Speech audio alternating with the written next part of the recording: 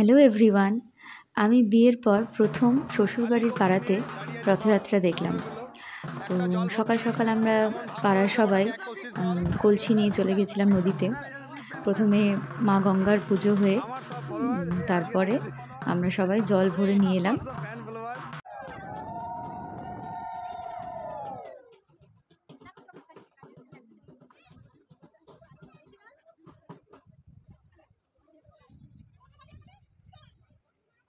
সবাইকে তুলতে হবে। আগে বৌদিগুলোকে তুলে না বললে বড় বড় শুধু বউকেই তোলে, তখন বৌদিরাই বলবে বউকেই তোলে শুধু।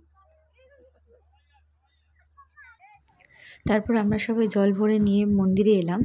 আর তারপর মন্দিরে এসে জগন্নাথ দেবকে সবাই স্নান করালো। আর তারপর পুজো শুরু হলো, ভোগ নিবেদন হলো। মানে সকালের পর্ব এই সব কাজকর্ম দিয়ে শুরু হয়েছিল।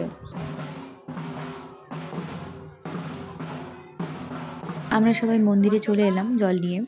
তারপর আমরা অপেক্ষা করছিলাম যে কখন শুরু হবে স্নানের পর্ব। আমাদের পাড়ার ভাইরা সব, এই ভাইরা সবাই খুব ভালো আর প্রচণ্ড অ্যাক্টিভ কাজকর্মের জন্য।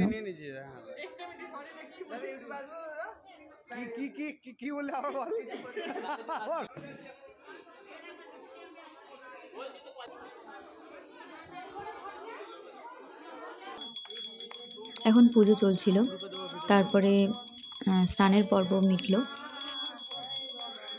আর তারপর পুরোহিত মশাই রথের চাকায় জল দিয়ে সমস্ত কাজ সম্পন্ন করলেন তিনি।